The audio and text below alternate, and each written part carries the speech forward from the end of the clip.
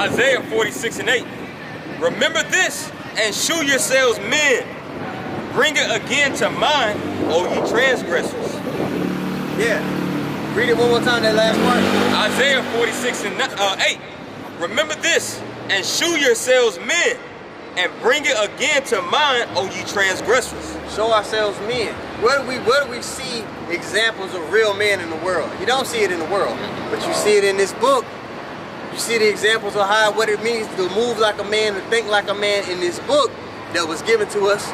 We see how our forefathers moved. So these are examples of what it looks like to gird up thy loins, to be a man, to be in the middle of adversity and still keep your integrity like Job did. Get Job 2:10. All right, let's get an example of what actual masculinity looks like. Job 2:10. Women like to talk about emotional intelligence. Simple hoes. Let's get some emotional intelligence here. Man, Job 2:10.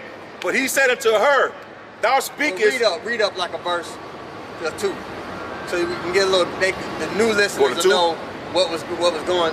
No, just like verse 6 or something. No, 7. 7. What is it? So he went from Satan to President of the Lord. Yeah. Job 2 is. So I mean, give you some context. The Lord will put you through trials on purpose sometimes. All right, to see how you're gonna respond, to see if you're gonna apply the knowledge you've been given, which is wisdom. Go ahead. Job 2:7. So went Satan forth from the presence of the Lord and smote Job with sores, boils from the sole of his foot unto his crown. His health was shot. The Lord not only attacked his wealth, he attacked the man's health. God, one of these women, let them get chlamydia or something like that. They'll act like the world ended. They'll do anything to fix it. They'll go be with another man for some money to fix that. Women they don't have any self-control or emotional, intelligence like they like to talk about. But go ahead, and they don't make proper judgment calls. Yeah, no reasoning skills. Hell no, no reasoning skill. They don't resort to counsel. Nothing. They just act off emotions. So if a man is moving off of that spectrum of how he deals in the world, right? We know that man can't be trusted in times of affliction or adversity. You understand? And we're gonna see what Job's wife's solution was when she was going through this with her husband. Go ahead. Job 2:7. So went Satan forth from the presence of the Lord and smote Job with sore boils from the sole of his foot unto his crown. Yep. And he took him a potsherd to scrape himself withal, and he sat down among the ashes. So he sat down, because what a man is gonna do when he's brought to a lower state, he's gonna look in the mirror, he's gonna consider his ways, he's gonna think, okay, how do I fix this? How did I even get in this situation? Right. How do I need to move going forward? What's the mindset I should have? So when he sat down, he was having upright man's thoughts. He even talks about in the chapters following. Yeah, that's why Scripture says in Proverbs, commune with thine own heart. And that's why the Lord has us in the house of mourning than the house of feasting. Because when you're in a house of mourning, right, that's what causes you to reflect, man. Then said a woman when she's put in that when a woman's put in that situation, they don't sit still. Especially women today. If something wrong is going on in their life, they run to social media. They just want to talk. You know what I mean? They can't sit still and actually think about, okay, on the spiritual side, how do I need to move right now? Right. Oh. Then said his wife unto him, doest thou still? Dost thou still retain thy integrity? Dost thou? Then said his wife unto him, doest thou still retain thine integrity? Curse the Most High and die. So her solution was to just give up, be rebellious towards the Lord, and die. Not to endure to the end so that he might be saved. That wasn't her solution. Her solution was something complete opposite of what the Lord wants. Okay, continue on. Verse 10, Job 2:10. But he said unto her, thou speakest as one of the foolish women speaketh. So now he called her silly thought process out. Right. All right, which is what a man is gonna do. He sees somebody on some bullshit. Hey, nigga, you tripping. So he called her out on that mindset, and then what did he say? He said, What shall we receive good at the hand of the Most High, and shall not receive evil? And he explained to her that the Lord is balanced, that we're gonna receive trials and tests. Okay? So he called her out and then told her this is how the Lord operates and this is what he wants. Yep. And then it's approved in the scriptures by the Lord. Go ahead. And all this did not Job sin with his lips. Now get Sirach 2 and 5. You can you know, you can do 1 to jump to 5. I just want to give it quick. It's all good. This is Sirach 2 and 5. I'll start at verse 4. Whatsoever is brought upon thee, take cheerfully, and be patient when thou art changed to a lower state. Be patient like Job was when you change to a lower state. Go ahead. It says, verse 5, for gold is tried in the fire, and acceptable men in the furnace of adversity. If you want to be an acceptable man, we've been talking this whole lesson about fame and niggas want to be accepted. Maybe they'll accept me. Right. If you want to be an acceptable man, a man that has, you know, uptight, upright reputation, name attached to him. A polished person. A polished person. There you go. What did the scripture say you should do? It says, verse 5, for gold is tried in the fire, and for gold is tried in the fire, and acceptable men in the furnace of adversity. So when you put in that furnace of adversity, there's a particular way that you should operate, which a woman, a feminine spirit isn't going to operate in an upright manner when the Lord sends adversity. Which they weren't created to. Yeah, you know, that's why they're likened unto the weaker vessel, man. You know, and that's the purpose of the men. That's why this truth is really about, right? It's the you real know, restoration of the men. That's why the Lord said in Ezekiel the 34th chapter, for the flock of my pasture are men. Right. You know, and if you women, if y'all want to be right in the sight of Yahweh by Shema Shah, you gotta get in order, man. You gotta put off the ways of this world. Romans 12th chapter. You know, be renewed, right, in the inward man. Don't be conformed to the ways and patterns of this world. Get Jeremiah 3. So I'll get this real quick. Okay, come on. Proverbs 25 and 4. Take away the dross from the silver, and there shall come forth a vessel for the finer. The finer is Yahweh Shai. Yeah. So we're going to take the dross from the silver, sort of, well, now what it says NLT, remove the impurities from the silver, and the sterling will be ready for the silversmith. Yeah. So the shit that men go through in the spirit Purified. is being, the water, being purified through the spirit from the hell we catching, being made for the finer is Yahweh Shai. Yeah. So so all these impurities and shit, all the shit we going through, we're being cleansed of the impurities, man. Yeah. So brothers, here go that nigga again. Man, here, Bill. Yeah. So catching hell and adversity, well, a lot of brothers, it removed that mama's boy out of you. Because now that you have this knowledge that's been given unto you, and you catching hell, you're forced to operate in a masculine way because the Lord said this is how you're supposed to move. So now you have to practice being a man once you get this knowledge. He forces that on us. So us catching hell is really be a man the same way we you like, hey, you come with me today, you ain't kicking it with your mama. Right. I'm gonna tell you, you gonna learn how to all that crying shit. Gas, whatever. Yeah, whatever it is. Yeah, whatever it may be. That's how the Lord is fixing his sons up to be little versions of himself. Damn, I just had that. All right, because when you talk about that gold being tried in the furnace of adversity, when you burn gold of its impurities, you know you're done when you can see your reflection in it. Boy. So the Lord's burning out our impurities until he sees his reflection in us. Simply put, man. So he's burning out. Oh, that's spiritual. You mentioned about it being burned. You know, you put it like in a cauldron or whatnot, and then whenever you know that gold is being refined, all the slag and the slough, it floats up to the top. And that's spiritual because whenever the Lord puts us in the fire, he shows us our filth. Then he gives us an option. Okay, what you gonna do? Yeah. You gonna keep it? Or you gonna move it out? Yeah. You know. So that's important. So as we're in that fire, the Lord, as we're in that fire, the Lord, he brings up, all those purities and he shows it to us, man. You know.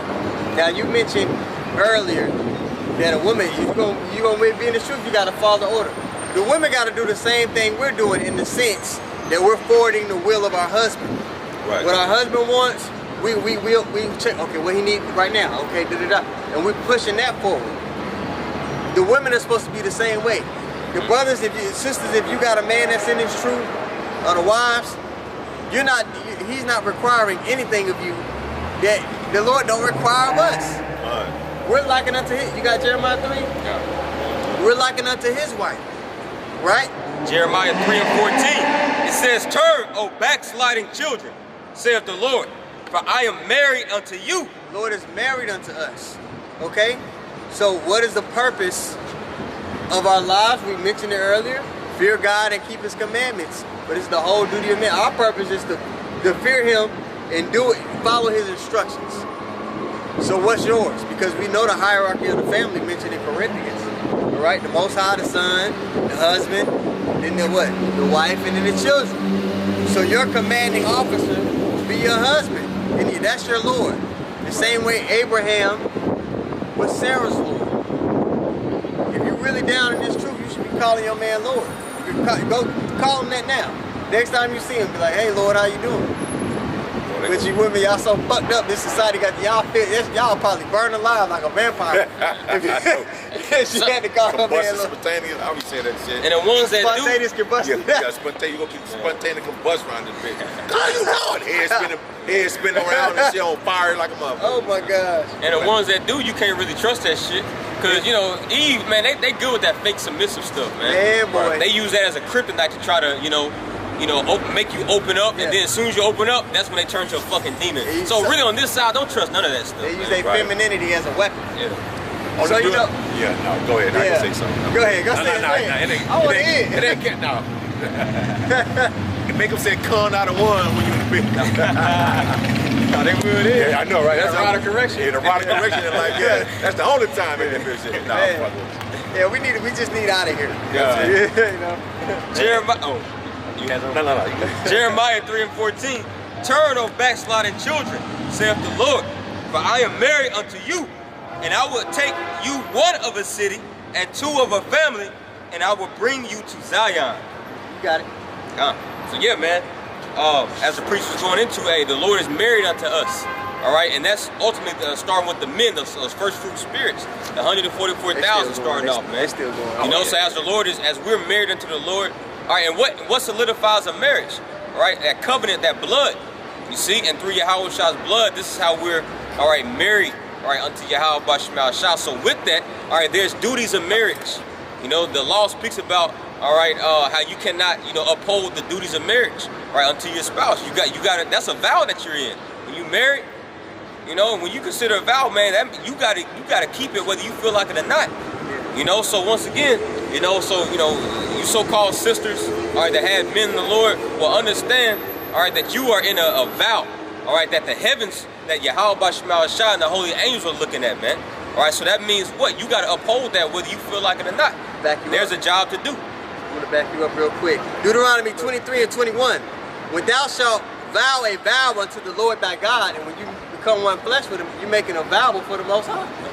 All right? "When thou shalt vow a vow unto the Lord thy God, thou shalt not slack to pay it. Right. Man. For the Lord thy God will surely require it of thee, and it will be sin in thee Yep. if you don't hold your end of the bargain." Yep, and that's why there's so much death and destruction and bloodshed coming upon this earth, man. Because we live in a generation to where vows and promises don't mean a damn thing, man. Ooh. 2 Timothy the 3rd chapter says what? "For in the last days perilous times shall come. All right, for men shall be lovers of themselves, truce breakers." So that's what this world knows. They're truce breakers, man. Yep. Oh yeah, man. I promise I got you tomorrow, man. You give me 20. Man, you gonna see that nigga for another 2 years, or your woman. Yeah, I'm down with you. Like you even look at the statistics of marriages now. Yeah, okay. All right, they go to the front of the altar in these damn pagan churches. They both say "I do." Right? They exchange their wedding vows, and then not even a full year goes by, and a divorce is already instigated, instigated, man. Initiated. That's the word I'm looking for. 80% of marriages in this society, in the West, end in divorce. All right? And not only does it end in divorce, but it's encouraged here on the women's side. If she has any inkling of unhappiness or unfulfillment, which is adversity, right, which the Lord sends to us to help us grow, she's promoted and encouraged. And what's the word I'm looking for? Incentivized to divorce you, to break her truce. So being a truce breaker in this society is incentivized. Boy. Dude, let's go back to the 60s with the Greatest Society Acts. Okay? Our women were incentivized to get their husbands out of the home.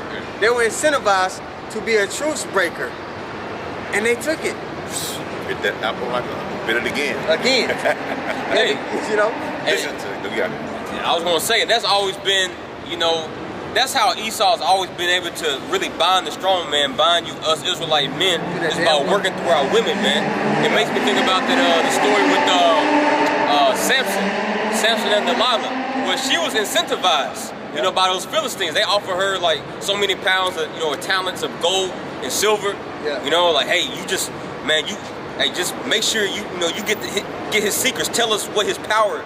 Tell us where his power resides. Right. And they gave her an incentive, you know? So with the woman being carnal, not caring about you, all right, but caring about her own desires, her own wants, caring about her own happiness, well, yeah, she gonna betray you every single time, man, on this side. That's why, once again, we just need the kingdom, man. We just need the kingdom. That's the answer to everything. If you don't want the kingdom, you're anti-Hamashiach. You're antichrist, man. You're satanic if you don't want the kingdom of heaven. Right. You know, because what are we likened unto? We're likened to spiritual Jerusalem, which Jerusalem means what? Yashasharolam. Yeah. Which means what? Teaching of peace. So if you're against this, that means you're against teaching of peace. Which, by contrary wise, that means what? You're a Satanist, man. You know. I got a precept for y'all. This is Sirach 25 and 23 in the GNT. It says a bad wife will make her husband gloomy and depressed and break his heart. Show me a timid man who can never make up his mind, and I will show you a wife who doesn't make her husband happy. Sin began with the woman in the KJV, and say through the woman we all die. Sin began with a woman, and we must all die because of her. Man. So, yeah, hey man, y'all a big part of the goddamn problem. Boy. You know? But at the end of the day, you know, it's the Lord's plan, it's the Lord's will. You know? And he getting his men together, man. You know? That's why the Lord's about to, that's why all these particular military movements happening, financial, you know, movements happening, because really, that ties simultaneously along with the Lord sealing his elect. You see? Getting his men prepared, man. So, you know, y'all can, you know, point fingers at us all day. You know, see, well, y'all the head, right? Well, the Lord working on his men, and they getting right. The elect men are getting right, man. And y'all still popping pussy. Yeah, and y'all still popping pussy, man. STDs are at an all-time high right now, man. Especially Houston, yeah. Everywhere. They just publicize Houston, but you best believe Dallas. Everywhere. They just smell like STDs in the air out here, man. Just like in the ancient world, I forgot which kingdom it was, but in order for a woman, I think it might have been Greece, in order for a woman to be considered a woman, she had to go to the temple and have an orgy. Babylon. Babylon. And this Babylon. Yep, and this is Babylon on a whole nother level, man. A woman, if she tries to abstain from this whorish behavior, she's shamed, she's called a pick-me, and she's ostracized by other women. Like something's wrong with her. Right. If you departed from evil, you making yourself a prey. You need to find your own. You need to find your identity outside of a man. How you know what you like if you only been with just one man? Oh, right. Wicked hoe. Man. And niggas like that shit. I like my women with experience. You know? And go down on the woman and everything. And the faggots. You know, women are glorified for being whores, and the men are glorified for being faggots. Oh, my bad. Pretty good. I know, right? That's all good. I got one real quick. This in NLT. Micah 7 and 5 in NLT. Don't trust anyone, not your best friend or even your wife. So don't be pillow talking with your woman all the goddamn time, man. Because in the KJV it said, trust not ye in a friend, put ye not confidence in a God. Keep the doors of your mouth from her that lies in thy bosom, man. Don't be pillow talking, nigga. Right. That's what got Samson tied up. Hey, I had a client send me TK Kirkland. Yeah. He said he had some homeboys in here that was like cops. He said, I'm guessing on the percentages. He said like 67% of the guys in prison is behind women because they pillow talk. Yeah. Cause they get, so you pillow talk with a woman, what you doing, you make her ass mad. She tell everything. Her homeboys might be might be an officer. Yeah. She gonna tell every goddamn thing. For you know it, he got 10 keys in the back of the trunk. Blah blah blah. Like man, that's crazy. It's where he hide his stash at. It's a compartment in the wall in the bedroom. Right. I got the key. Yeah. Look at that. I be trusting these women, man. Fuck that. You know. But the scriptures even tell you, hey man, when she do, marvel not if she trespass against thee. So you know, hey. He's telling us now. Yeah, you're right. That's right. Ecclesiastes 7:26, and I find more bitter than death the woman whose heart is snares and nets, and her hands is bands. And when you go to that word bands in the Hebrew, it says prison. Yeah, just like she's like a pair of handcuffs.